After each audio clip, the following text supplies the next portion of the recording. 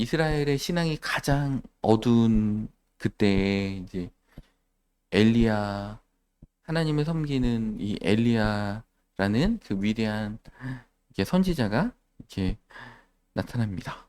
이 엘리야는 족보도 없고 아버지가 누군지도 나오지 않고 이제 길앗에 우거하는 자 중에 엘리야다. 그러니까 이 선지자의 무리는 제도권 이렇게 종교가 부패했을 때 제사장이라든지 왕이라든지 제도권이 부패했을 때 이제 외에서 그 제도권 밖에서 하나님이 이렇게 세우셔가지고 쓰시는 자들이죠. 그래서 이제 세례 요한도 예수님께서 세례 요한이 엘리야였다 이렇게 엘리야다 이렇게 말씀하시잖아요.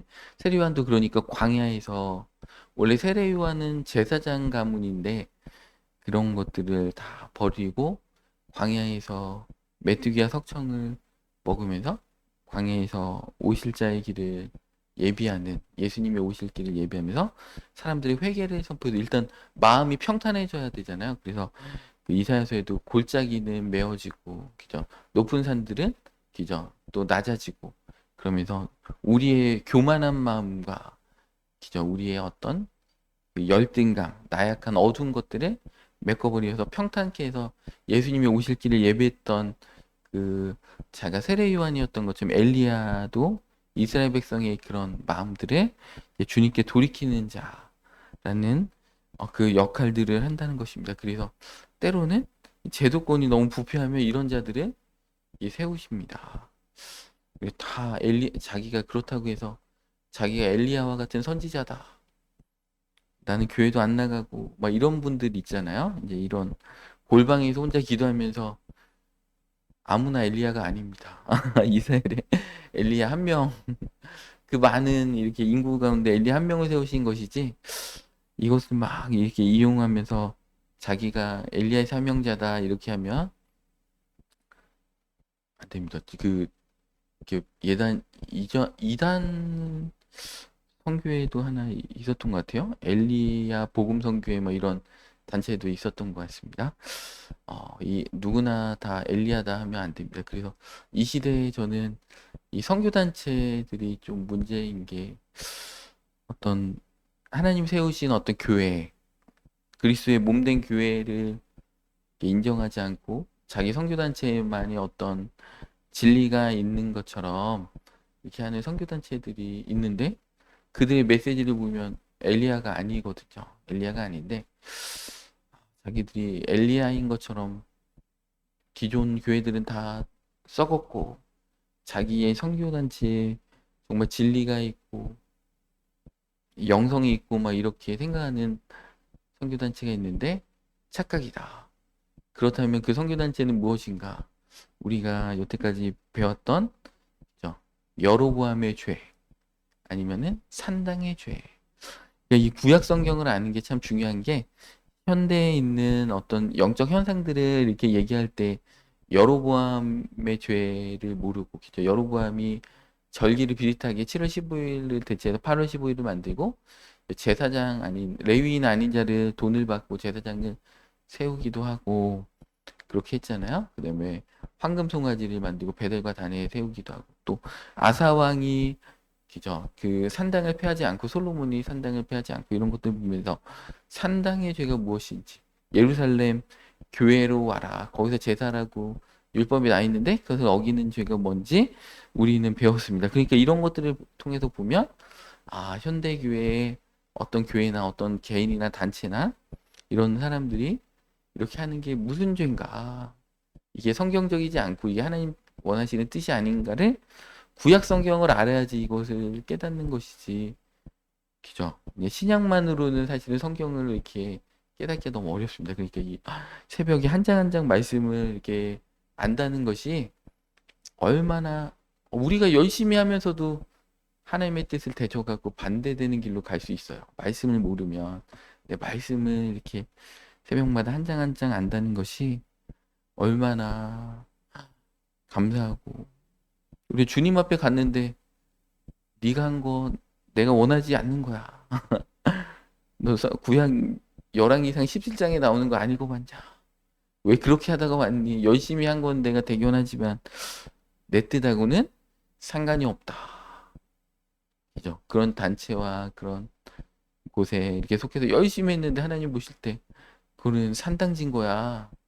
왜 몸된 그리스도의 몸된 교회에 어떤 속하지 않고 왜 산당에 속해서 그러다가 왔니 하면은 얼마나 안타깝겠습니까? 자기의 인생이 정말 하나님 앞에 신앙생활한 것만 기억될 텐데 하나님 앞에 봉사하고 심은 것만 기억날 텐데 너는 엘리야도 아닌데 왜 엘리야처럼 그게 여기다가 왔니? 이렇게 하면 주님 앞에 진짜 유구무원이겠죠?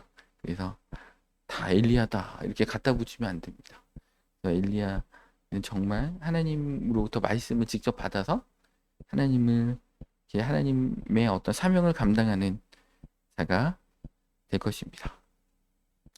이 사마리아의 궁궐은 되게 화려하잖아요. 그 아방의 아버지 오므리가 사마리아 성을 건축해서 아방이 사마리아의 바알의 신전을 막 화려하게 짓고 근데 엘리야는 아버지가 누군지도 안 나오고 그냥 디셉 사람 엘리야 갑자기 듣보잡이죠. 갑자기 나타나가지고 저 하나님의 이름으로 말하는데 비가 오지 않는다. 이렇게 하고 또 도망갑니다. 거기서 바로 즉시 하늘에서 불을 내린 게 아니잖아요. 일단은 도망갑니다. 하나님이 얘기하신 선포했는데 그죠? 하나님 말씀대로 선포했는데 어떻게 됩니까? 그러면 탄탄대로가 열려야 되는데 엘리야는 하나님의 말씀을 선포한 순간부터 생명의 위협을 느끼면서 그죠? 돈도 없고 그죠? 양식도 없고 도망간다. 엘리야가 어느 집한지 어디에서 교육받았는지 이런 거 하나도 안 나오고 그냥 오늘날로 얘기하면 듣보잡입니다. 갑자기 나타나가지고 비가 오지 아니하리라 이렇게 얘기한다는 것입니다. 그러니까 아방이 얼마나 기가 찰까요? 자기는 왕인데 듣보잡이 나타나가지고 갑자기 그렇게 하니까 그 뭐 아합이 인정도 안 하고 그렇겠죠? 그죠? 엘리야라는 뜻은 그죠? 하나님이 그 여호와가 나의 하나님이다. 이 야자가 이제 하나님을 얘기하는 거 야훼, 그죠? 그러니까 여호와가 나의 하나님이다. 바알이 하나님으로 섬기는 그 시대에 바알을 하나님으로 섬기는 그 패역한 시대에 엘리야, 여호와를 하나님으로 섬기는 엘리야가 나타나서 하나님이 살아계심을 이렇게 증거하는 그 사명들을 이렇게 감당했다라는 것입니다. 엘리야가 이렇게 오늘 1절에 그렇게 얘기하죠. 내가 그냥 섬기는 이스라엘의 하나님 여호와께서 살아계심을 두고 맹세하노니 수년 동안 비도 이슬도 내리지 아니하리라. 3년 반 동안 알았잖아요. 우리 계시록에도 적그리스도가 그죠 그 7년 대환란의 중간 3년 반 이렇게 되는 시점에 그죠 헷가닥해 가지고 이스라엘과 이제 언약을 배반하고 자기의 이름을 성전에 자기 우상을 세우고 3년 반 동안 할 때 이 3년 반 동안 엄청난 기죠. 그 대환란이 막 일곱 나팔의 심판이 막 일어나고 일곱 대접의 일들이 막 일어나고 그런 3년 반이 있는 것처럼 공교롭게도 엘리야가 비가 안 온다 했던 것도 3년 반이잖아요. 계시록에 보면 계시록 11장인가 12장에 보면 나오잖아요. 두 증인 나오잖아요. 두 증인이 하는 일이 뭐예요? 한 명은 모세와 같은 일을 하고 한 명은 엘리야와 같은 일을 이렇게 하잖아요. 그러니까 항상 하나님은 마지막 때 엘리야를 보내십니다. 이게 패역한 시대 엘리야를 보내서 계시록에도 엘리야와 같은 두 증인이 나오고 예수님 오실 때도 엘리야가 나오고 그죠? 말라기 나오잖아요. 여호와의 크고 두려운 날이 있을 때 엘리야가 온다 이렇게 예언돼 있잖아요. 큰 날에는 예수님의 초림, 두려운 날은 예수님의 재림. 그래서 엘리야는 오게 돼 있습니다. 그러니까 엘리야 복음 선교회 같은 데서 내가 엘리야다. 그렇죠? 이렇게 얘기하는 거죠. 내가 엘리야다. 그래서 예수님의 오실 길을 내가 이 마지막 때 종말의 때 내가 이렇게 증거한다. 이렇게 얘기하는 것입니다. 이게 성경을 알아야 되겠죠? 마지막 때 엘리야가 온다고 했는데 엘리야가 오던 말던 난 아무 상관이 없다. 난 엘리야가 누군지도 모른다. 이러면 안 되겠죠? 엘리야가 온다. 성경에 여호와의 크고 재림 때는 종말일 때는 엘리야가 온다. 분명히 말씀해 줘. 우리도 엘리야와 같은 그죠? 그런 사명자로서 마지막 때에 그죠? 노아 같이 방주를 타십시오. 회개를 선포하는 엘리야. 그리고 엘리야는 예수님이 십자가를 지시기 전에 그 변화산에 모세와 엘리야가 나타났잖아요. 이 엘리야는 구약의 선지자를 예표하는 자. 그러니까 참 중요한 자잖아요. 그리고 엘리야는 죽음을 보지 않고 그죠? 회리바람으로 다 불병과 함께 하늘로 올라갔잖아요. 그러니까 엘리야는 참 중요한 인물입니다. 성경에서. 그러니까 예수님이 별세하시기 전에 변화산에도 나타나는 엘리야. 어우 막 이거 엘리야 얘기하다 보니까 벌써 시간이 많이 흘러갔는데 오늘 할 얘기가 많은데 아직 오늘 준비한 말씀은 6페이지까지 있는데 지금 1페이지 하고 있는데 어떻게 해야 되나. 오늘 휴일이니까 대체 공휴일이니까 그냥 말씀을 쭉 이렇게 해야 될 것 같습니다. 그래서 이 엘리야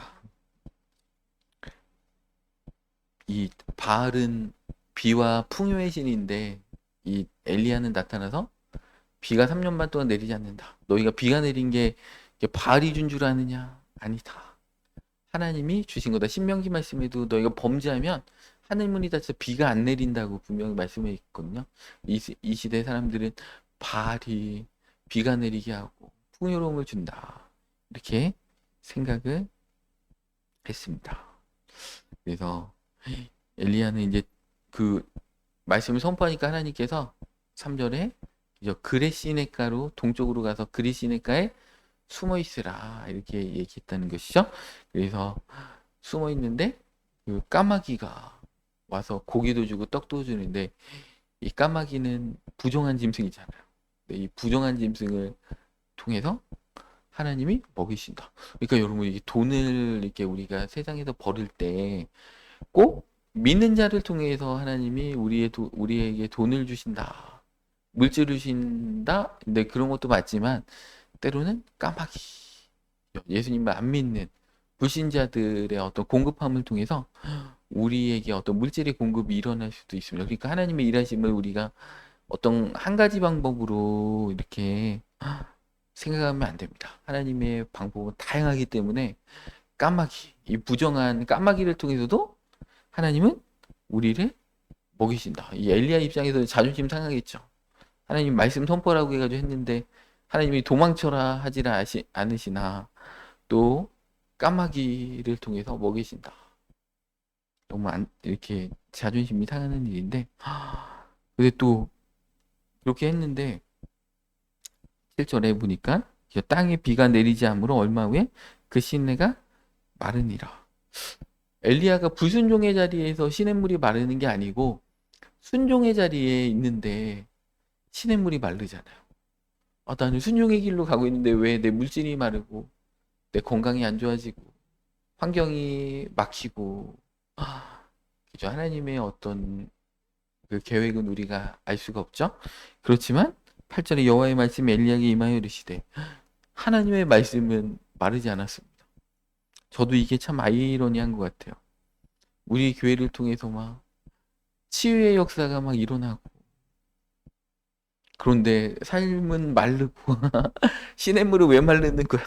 하나님의 말씀은 있고 막 예언이 있고 치유가 있고 축사가 있고 응답이 있고 막 이런데 저번에도 이제 제가 말씀드렸나요? 우리 몇 주 전에 우리 사촌 이렇게 모임을 하는데 남자들은 이제 식사 후에 남자들은 따로 모이고 사촌 형수님들하고 이명 목사님 같이 얘기하는데 50견 걸린 우리 사촌 형수님 교회도 안 다니시는데 이명 목사님이 한 3분 기도하니까 팔이 안 올라가던 분이 팔이 올라가는 그 치유의 역사가 하나님이 이렇게 바로 베풀어 주시더라고요. 그런 걸 보면은 하나님 놀랍게 우리 교회 역사하고 계시는데 또 다른 방면에 보면 왜 이렇게 또 힘들게 하시나? 시냇물이 마른가? 이해가 안 되잖아요. 하나님의 역사는. 그리고 또 하나님이 얼마나 말씀을 많이 주시는지 말씀 읽을 때마다 막 은혜가 넘쳐가지고 야, 하나님 너무나 놀란 것들 알게 하시고 아 저에게 말씀하시는구나. 이렇게 살아라. 지금은 이렇게 살아라. 지금 사도 바울처럼 살아라 하면서 얼마나 많은 깨달음을 주시는지. 그런데 시냇물은 마르더라. 이게 참 아이러니한 거죠. 그렇지만 하나님의 말씀이 안 마른다. 그럼 된다는 것입니다. 그래서 이렇게 시냇물이 마르니까 하나님이 또 엘리야를 더 열악한 곳으로 보내는데 어디로 보내니까 9절에 너는 일어나 시돈에 속한 사르밧으로 가서 이 시돈이 어디예요? 시돈은 그, 그 아합의 아내 이세벨의 고향이 시돈이잖아요. 시돈의 공주잖아요. 바알의 본거지. 야, 하나님이 가라는 곳. 하나님 말씀에 순종해서 말씀은 끊이지 않고 공급되고 있는데 상황은 더 나빠지는 거죠. 시냇물도 마르고 도망가라는 곳이 그 바알의 본거지 시돈 땅으로 가라. 야, 그러면서 또 시돈에 가가지고 과부한테 비붙어서 얻어먹어라. 뭔가 이게 좀 하나님이 인도하시는 길이 뭔가 좀 화려하고 기죠. 그러면 좋은데 과부한테 가서 얻어먹어라. 거기 얹혀 살아라. 이런 참 이게 하나님의 종으로서 이게 모양 빠지는 일들이 계속해서 까마귀 부정한 짐승한테 얻어먹질 않나. 그죠? 이 이방 땅에 가서 사르밧의 또 과부한테 남편 있는 분도 아니고 남편도 없는데 정말 가난한 남편이 없으면 가난할 거 아니에요. 그 집에 얹혀 살아라. 야, 참 이 엘리야 입장에서 참 자존심 상하는 일들이 있습니다. 그러면서 구절에 9절 하반절에 내가 그곳 과부에게 명령하여 그죠? 네게 음식을 주게 하였느니라. 근데 사실은 이제 과부한테 갔는데 음식 주라고 하나님한테 과부는 얘기를 못 들었거든요. 근데 하나님은 이제 현재 관점에서 미래적으로 다 아시는 거죠. 그러니까 과부의 마음을 감동시켜서 엘리야의 어떤 선포에 순종할 것을 하나님이 아셨기 때문에 하나님의 예언은 이렇게 미래적일 때가 있습니다. 그러니까 내가 저 사람에게 을 통해서 너를 축복할 거야 이렇게 그런 감동을 받았는데 하나님이 그때 그 사람에게 아직 말씀 안 하셨거든요. 미래적으로 이제 그 사람을 통해서 하나님의 역사가 일어날 건데 하나님은 저 사람에게 내가 얘기해서 음식을 너한테 주게 했다. 것입니다. 그러니까 우리가 응답을 받으려면 믿음으로 받아야 됩니다. 이때 과부한테 얘기 안 했거든요. 하나님은 근데 했다. 하나님 아직 안 주셨는데 너한테 줬다. 이렇게 얘기하는 거예요. 어떤 우리한테 감동이 할 때 이제 받았다. 이제 된다. 하나님이 된다면 되는 것입니다. 믿음은 바라는 것도 실상이고 보지 못하는 게 증거이기 때문에 과부한테 얘기했다. 하나님은 그냥 과거형으로 이미 쓰였죠. 미래 될 일을 그냥 하나님 과거형으로 내가 과부에게 얘기해서 너를 먹이라고 얘기했다. 얘기했느니라. 그러니까 하나님이 쓰는 이 표현 방법은 우리의 표현과 다르잖아요. 그러니까 그것을 눈치채고 우리가 믿음으로 취해야 된다는 것입니다.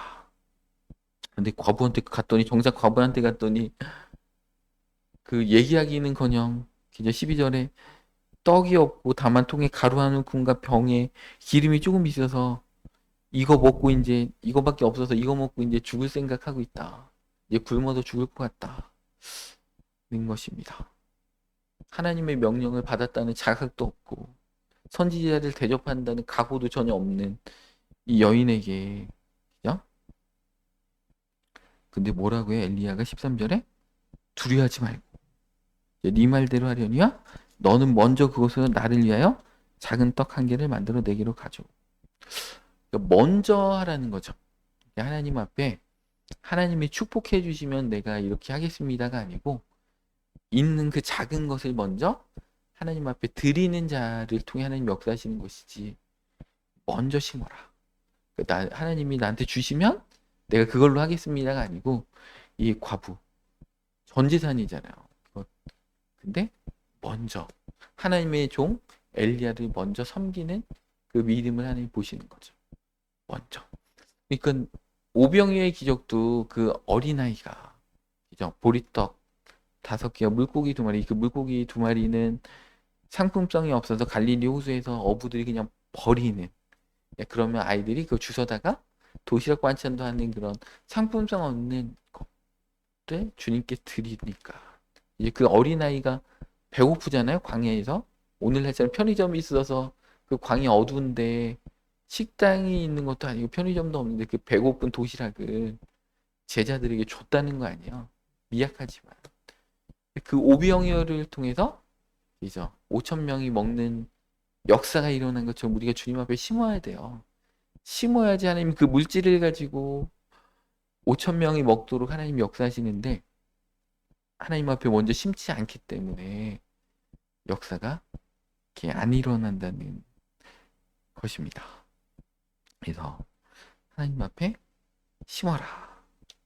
하나님이 요구하시는 것은 그것은 정말 이렇게 소중한 그 재산, 그 양식, 그거 먹고 이제 죽으려고 아이는 배고프다고 울겠죠. 엄마 언제 밥 주냐고. 밥 좀 배부르게 먹게 해달라고 막 아이는 모르니까 그렇지만 그 정말 값진 그 마지막 양식을 하나님 앞에 드릴 때 하나님이 그 드림을 통해서 역사하신다. 심는 대로 거두는 법칙이 있기 때문에 예수님 누가복음에도 주라 그리하면 후회되어 흔들어 넘치도록 하여 채워주리라.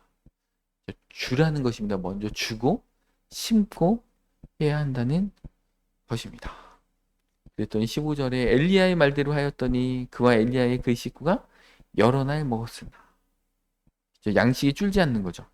그러니까 이게 갑자기 그 창고에 양식이 꽉 찬 게 아니고 그 쌀통에 그죠 밀가루통에 가루가 떨어지지 않는 거야. 오늘 해 먹었는데 또 있고 그 다음날 가니까 또 있고 또 있고 또 있고.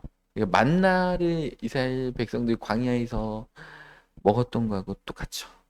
매일매일 하나님의 공급하시면서 그 믿음을 키워나가야 되는 것이죠. 이 사르밧의 과부는 이런 과정들을 통과하지 않으면 믿음으로 설 수가 없습니다. 날마다 하나님의 공급하시면 정말 하나님의 저희도 이제 목회자 되기 전에는 사실은 이 만나의 이 시험 다 통과했거든요. 그래가지고 가나안 땅의 저장의 축복을 경험했는데 야, 이 목회자가 되니까 또 이 만나의 과정을 또 겪게 하시네. 이거는 또 다른 의미가 있는 것 같아요. 매일매일 공급하시는 그런 하나님의 역사들을 우리는 또 보면서 주님을 더 의지하게 돼요. 그러니까 이 사르밧 과부한테 그 양식을 의지하지 말고 양식을 공급하시는 하나님을 의지하게 하려고 하나님이 그렇게 하시는 거죠. 엘리야도 마찬가지죠. 양식을 의지하는 게 아니고 기도가 좀 약해질 거 아니에요. 양식 떨어지면 어떡하나, 쌀통에 쌀 떨어지면 어떡하나 매일매일 기도하는 거죠. 하나님 저 쌀통에 쌀이 있을 줄 믿습니다. 매일매일 그렇게 기도하면서 하루하루를 주님 앞에 그게 은혜라는 것입니다. 그랬더니 이제 17절에 그 이후에 이제 아이가 그죠? 죽잖아요. 그 사르밧 과부의 아이가 죽습니다. 놀라운 우리가 기적을 경험했다고 해서 우리 삶에 이제 어떤 고난이 없는 게 아니죠. 고난이 있을 수도 있죠. 삶의 위기가 기적을 경험하면서도 있을 수가 있습니다. 그런데 그 엘리야의 기도를 통해서 아들이 살아남으로 이 여인이 고백하잖아요. 이제야 내가 기적. 진짜 그러니까 딱 아이가 죽었을 때는 이 과부가 난 죄인인데 왜 내 죄를 드러내려고 오셨습니까? 이제 이 인생의 위기 앞에 자기의 죄를 깨닫잖아요. 우리는 죄인이구나. 그래서 내 아들이 죽었구나. 그렇지만 너무하다. 왜 하필 많고 많은 사람 중에 납니까? 왜 내 아들이 죽어야 됩니까? 이렇게 하소연하는데, 그죠? 그런데 기죠. 이 그녀의 입에서 나온 입술의 고백이 뭐예요? 하나님의 당신의 능력이 대단하다라고 얘기한 게 아니고 이렇게 얘기했잖아요. 이제야 24절에 이렇게 나옵니다. 이제야 당신은 하나님의 사람이고 당신의 입에 있는 여호와의 말씀이 진실한 줄을 아노라. 그러니까 그 하나님의 말씀, 그러니까 선지자들 통해 선포하시는 그 하나님의 말씀이 사실이구나. 그것을 깨달았습니다. 이제야. 그러니까 이렇게 양식이 떨어지는 것을 보면서도 엘리야를 통한 그 선포가 하나님의 말씀인 거를 온전히 깨달았지 못했는데 자기의 아들이 죽은 죄 가운데 죽은 아들이 살아나는 것을 보니까 엘리야가 참 선지자고 엘리야의 입을 통해 나오는 그 메시지가 하나님의 말씀이구나. 하나님의 말씀을 들었다는 거예요. 근데 예수님이 이 사르밧 과부를 얘기하잖아요. 그 많은 과부들 가운데 이 이방 여인에게 보내심을 받았다. 그죠? 많은 문둥병자 가운데 그죠? 아람 그 아람의 그 왕, 그 나아만이 와서 엘리사 시대 고침을 받았다. 근데 너희들은 왜 그러냐? 이런 거잖아요. 솔로몬 때도 이제 솔로몬이 너희들 정죄한다는 거죠. 솔로몬 때도 그 에티오피아에서 이죠. 여왕이 와서 지혜를 얻으려고 하는데 너희는 본국 백성들인데 그렇지 않다. 그래서 예수님이 어디로 가요? 예수님도 시돈 땅으로 가서 이죠. 그 흉악한 귀신 들린 자녀를 둔 여인이 내게 여인의 믿음을 시험하잖아요. 자녀의 떡을 취하여 개에게 주는 것이 마땅하지 않다. 그랬더니 그 여인이 오이소이다 마는 주님, 그 개들도 자녀의 밥상에서 떨어지는 부스러기를 먹습니다. 이 부스러기 은혜만 내게 주셔도 나는 살 수 있습니다. 그러니까 이 시돈 땅에는 이 사르밧 과부도 있고 이 흉악한 귀신 들린 여인들도 있고 그러니까 본국 백성들은 그러니까 지금 믿음의 고백을 누구예요? 열 문둥병자를 고쳐졌는데 이 사마리아에서 온 이 문둥병자는 감사하면서 주님께 나오는데 다른 문둥병자 어디 갔냐? 이죠. 믿음을 누가 고백해요? 백부장. 이방인이잖아. 로마인들. 예수님 시대 이 본국 이스라엘 사람들은 예수님을 인정하지 않고 그런데 오히려 이방인들이 예수님을 믿고 그랬던 게 이때부터 엘리야가 이 과부의 아들을 살렸던 것처럼 예수님도 그죠? 그 나인성에 딱 들어갔는데 이게 과부의 아들이 죽은 그 죽음의 행렬이 오잖아요. 그래서 예수님도 그 관에 손을 대시면서 그죠? 죽은 자의 몸에 손을 대서 살리셨잖아요. 이게 엘리야의 이 사건은 근데 예수님도 동일하게 그 여인에게 아이를 주시면서 동일한 엘리야에게 썼던 동일한 표현 엘리야도 여인에게 아이를 주면서 그러니까 이 엘리야의 기적은 예수님을 예표하는 거죠. 예수님이 사망 권세를 깨뜨리고 생명을 준 우리 삶에 죽어 있는 것들 죄로 인해 죽어 있는 것들 살려서 우리에게 요구하시는 게 뭐예요? 하나님의 말씀. 하나님 말씀대로 된다. 이 과부가 당신의 입에서 나오는 그 말씀이 하나님의 말씀인 줄 내가 깨달았습니다. 우리가 기적을 체험해서 하나님을 만날 때 하나님이 원하시는 게 뭐예요? 말씀을 들어라. 말씀대로 살아라. 순종해라. 하나님이 요구하시는 것은 기적이 아니고 말씀. 능력이 아니고 말씀. 근데 많은 이 시대 사람들은요. 말씀이 아니고 기적을 쫓아갑니다. 말씀이 아니고 축복을 쫓아갑니다. 바울은 우리 어제 주일 설교 이렇게 그런 말씀 드렸잖아요.